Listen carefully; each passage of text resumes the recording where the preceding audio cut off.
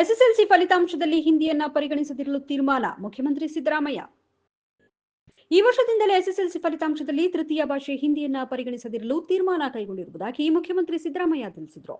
ಅವರಿಂದು ಮೈಸೂರಿನ ವಿಮಾನ ನಿಲ್ದಾಣದಲ್ಲಿ ಮಾಧ್ಯಮದವರೊಂದಿಗೆ ಮಾತನಾಡಿದರು.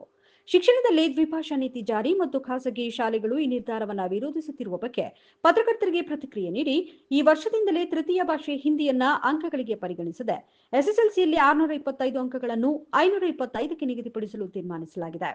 ಸರ್ಕಾರದ ಯಾವುದೇ ತೀರ್ಮಾನಕ್ಕೆ ಬೆಂಬಲ ಇಲ್ಲವೇ ವಿರೋಧವೂ ವ್ಯಕ್ತವಾಗಬಹುದು. ಹಿಂದಿ ಭಾಷೆಯನ್ನ ಕಲಿಯುವುದರಲ್ಲಿ ಸರ್ಕಾರದ ವಿರೋಧವಿಲ್ಲ, ಆದರೆ ಪರೀಕ್ಷೆಯ ಅಂಕಗಳಿಗೆ ಕಡ್ಡಾಯವಾಗಬಾರದು ಎಂದರು. ಉಪಚುನಾವಣೆಯಲ್ಲಿ ಕಾಂಗ್ರೆಸ್ ಗೆಲುವಿನ ವಿಶ್ವಾಸ. ರಾಜ್ಯದಲ್ಲಿ ನಡೆಯಲಿರುವ ಉಪಚುನಾವಣೆಯ ಬಗ್ಗೆ ಪ್ರತಿಕ್ರಿಯಿಸಿ, ದಾವಣಗೆರೆ ಹಾಗೂ ಬಾಗಲಕೋಟೆಯ ಉಪಚುನಾವಣೆಯಲ್ಲಿ ಕಾಂಗ್ರೆಸ್ ಪಕ್ಷ ಗೆಲುವು ಸಾಧಿಸುವ ವಿಶ್ವಾಸವಿದ್ದು, ಸೋಮವಾರದಿಂದ ಪ್ರಚಾರ ಕಾರ್ಯದಲ್ಲಿ ಭಾಗಿಯಾಗಿ ನಂತರ ಏಪ್ರಿಲ್ 5ರಂದು ಕೇರಳ ರಾಜ್ಯದ ಚುನಾವಣೆಯ ಪ್ರಚಾರಕ್ಕೂ ತೆರಳುವುದಾಗಿ ತಿಳಿಸಿದರು. ಈ ಹಿಂದೆ ನಡೆದ ಉಪಚುನಾವಣೆಯಲ್ಲಿ ಕಾಂಗ್ರೆಸ್ ಪಕ್ಷ ಗೆಲುವು ಸಾಧಿಸಿತ್ತು. ಇದು ನಮ್ಮ ಮುಂದಿನ ಗೆಲುವಿನ ದಿಕ್ಸೂಚಿಯಾಗಿದೆ. ದಾವಣಗೆರೆಯಲ್ಲಿ ಯಾವುದೇ ಗೊಂದಲವಿಲ್ಲ ಎಂದರು.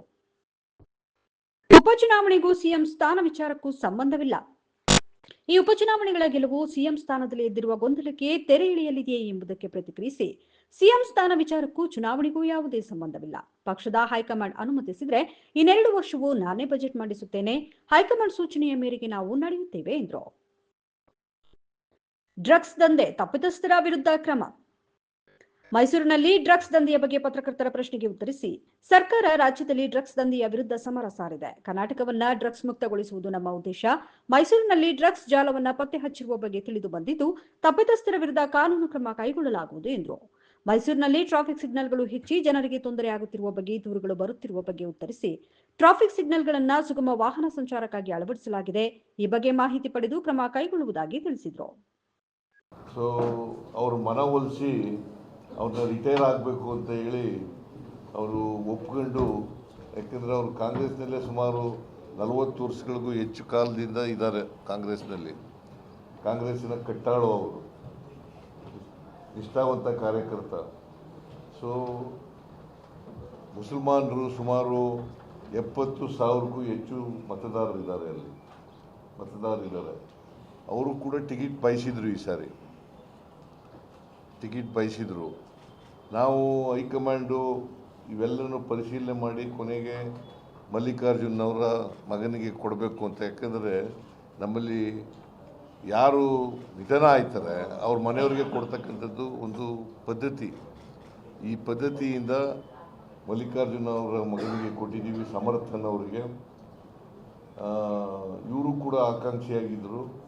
ಇವರು ಈಗ ಇವತ್ತು ನಮ್ಮ ಚುನಾವಣಾ ಸ್ಪರ್ಧೆಯಿಂದ ನಿವೃತ್ತರಾಗಿದ್ದಾರೆ. ನಿನ್ನೆ 11 ಜನ ವಾಪಸ್ ತಗೊಂಡಿದ್ದಾರೆ, ಅವರ ನಾಮಿನೇಷನನ್ನು ವಾಪಸ್ ತಗೊಂಡಿದ್ದಾರೆ. ಅದರಿಂದ ಸಲೀಂ ಅವರಿಗೆ ಮತ್ತು ರಿಜ್ವಾನ್ ಅವರಿಗೆ ನಾನು ಧನ್ಯವಾದಗಳನ್ನು ಈ ಸಂದರ್ಭದಲ್ಲಿ ಹೇಳಲಿಕ್ಕೆ ಬಯಸ್ತಾ ಇದ್ದೇನೆ. ಮತ್ತು ಎಲ್ಲ ಪೈಲ್ವಾನ್ ಸಾದಿಕ್ ಭಾಳ ವರ್ಷಗಳಿಂದ ನನಗೂ ಅವ್ರ ಪರಿಚಯ. ಸಾದಿಕ್ ಅವ್ರು ಪೈಲ್ವಾನ್ ಕುಸ್ತಿ ಮಾಡ್ತಾ ಇದ್ದರಿಂದ ಪರಿಚಯ. ನಾನು ಕುಸ್ತಿ ನೋಡೋಕೆ ಹೋಗ್ತಿದ್ದೆ, ಇವರು ಕುಸ್ತಿ ನೋಡೋಕ್ಕೆ ಹೋಗ್ತಾ ಇದ್ದೆ. ಸಾದಿಕ್ ಕುಸ್ತಿ ಮೈಸೂರಿನಲ್ಲಿ ಕುಸ್ತಿ ಅಖಾಡ ಇತ್ತು ಒಂದು, ಅದು ಚೆನ್ನೈ ಅಖಾಡ. ಚೆನ್ನೈನವರ ಅಖಾಡ, ಅಲ್ಲಿ ಕುಸ್ತಿ ನಡೆಯೋದು. ಆಗ ಹೋಗ್ತಾ ಇದ್ದೆ. ಇವರು ಚಾರ್ಲಿ ಅಂತ ಇನ್ನೊಬ್ಬಿದ್ರು, ದೊಡ್ಡ ಚಾರ್ಲಿ ಅಂತ, ದಾವಣಗೆರೆಯವರೇ. ಅವರು ದೊಡ್ಡ ಪೈಲ್ವಾನ್, ಇವರು ದೊಡ್ಡ ಪೈಲ್ವಾನ್. ಕುಸ್ತಿ ನೋಡೋಕೆ ಹೋಗಿದ್ದೆ. ಇವರು ಆಕಾಂಕ್ಷಿಗಳಾಗೋದು ತಪ್ಪೇನಿಲ್ಲ. ಬಿಕಾಸ್ ಅಲ್ಲಿ ಮತದಾರರಿದ್ದರು, ಮುಸ್ಲಿಂ ಮತದಾರರಿದ್ದರು. ಅವರು